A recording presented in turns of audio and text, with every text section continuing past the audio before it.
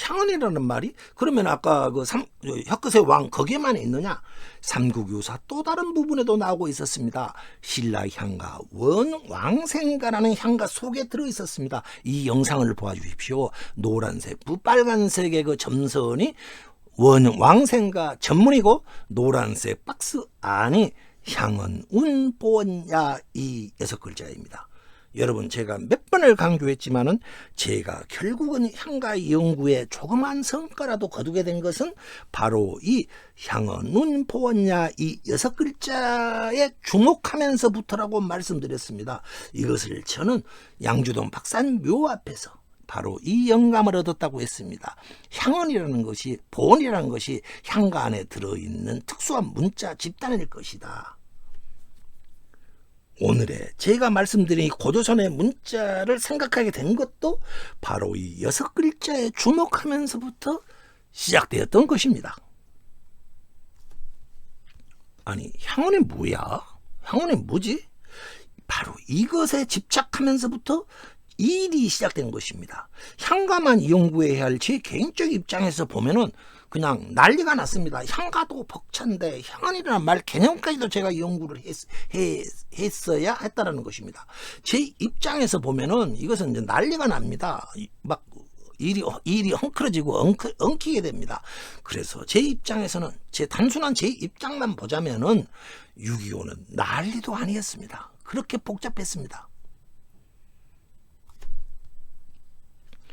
향언, 운, 보원, 야라는 글자가 있다고 했습니다.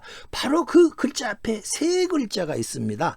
질고, 음이라는 3글자가 있습니다. 이 원왕생가 구절 붉은 박스 안을 보아주십시오. 향언은 보원, 야 바로 앞에 질고, 이 3구절입니다. 향언은 보원, 야가 이 질고, 음이라는 글자를 수식하는 글자가 됩니다. 그래서 질고, 향언은 보원, 야 이걸 풀어본다면은 이렇습니다. 질고음이라는 이 3글자는 질고음, 이 3글자는 향언으로는 보언이라고 한다. 이렇게 풀렸습니다.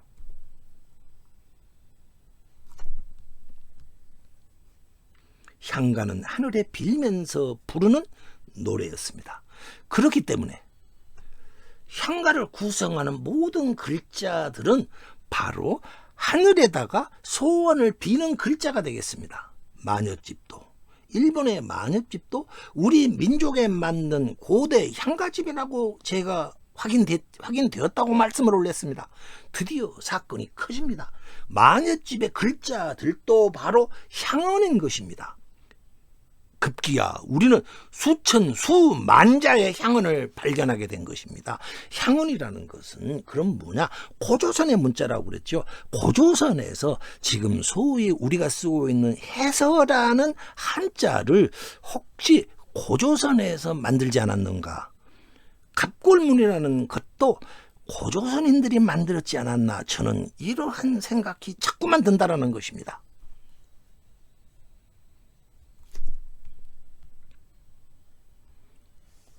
충격적이었습니다.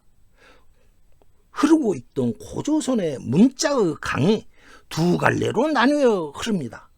하나는 인간에게 뜻을 전하는 글자로 바뀌어 갑니다. 그것이 중국의 글자라고 말했습니다.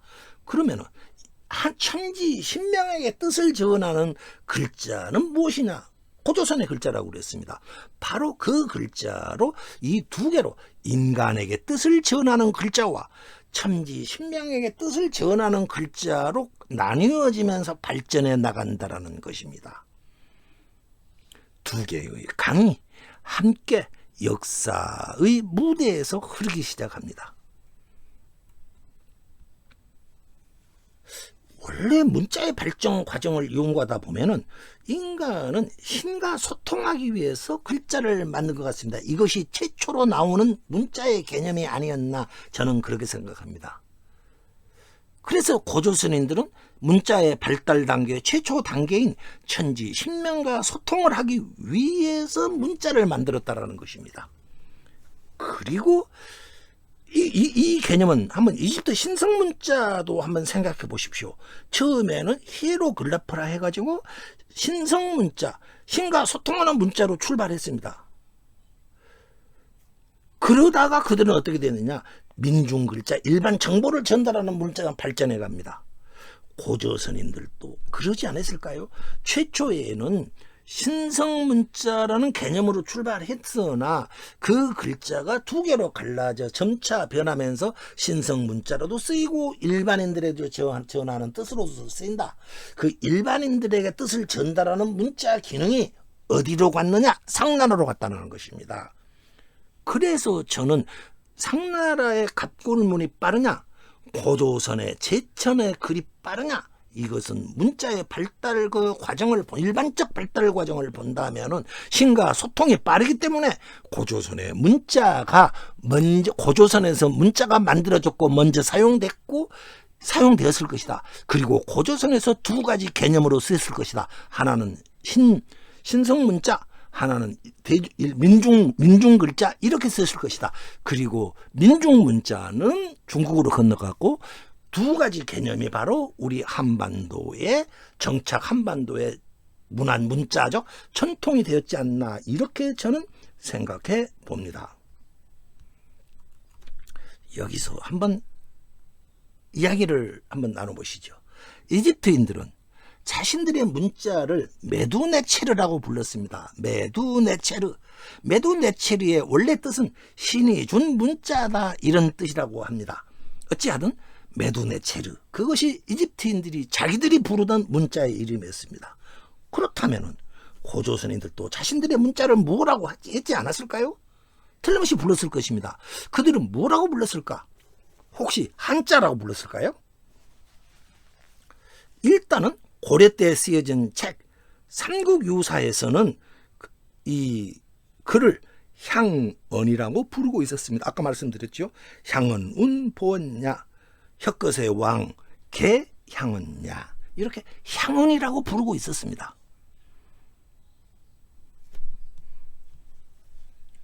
향언이라는 것은 아까 혁거세 왕이라는 게 뭐냐, 노래가 아니었습니다. 향언은 뭐냐, 그냥 말이었습니다. 그냥 향이라는 뜻은 천지 신명에게 제사를 지낸다, 제사를 지내는 문화 그 자체를 뜻하는 종합적 의미를 가지고 있었습니다. 어떻게 말씀을 하자면 제천의식 향, 이렇게 부를 수도 있을 것입니다. 혁거세 왕을 기록한 글자들을 향언이라고 했다 했죠. 그리고 향언을 써서 만든 노래를 향가라고 했죠. 그러면 향가는 향언의 범위에 포함이 됩니다. 그렇다면 어떻든 간에 이 글자 전체를, 제천의 의미를 가지고 있는 글자 집단을 고조선 사람들은 뭐라고 불러야 했다라는 것입니다. 이 지점에서 향가의 벗, 여러분들께 의견 하나를 제시하겠습니다. 고조선인들이 자신들의 문자를 뭐라 했을까요?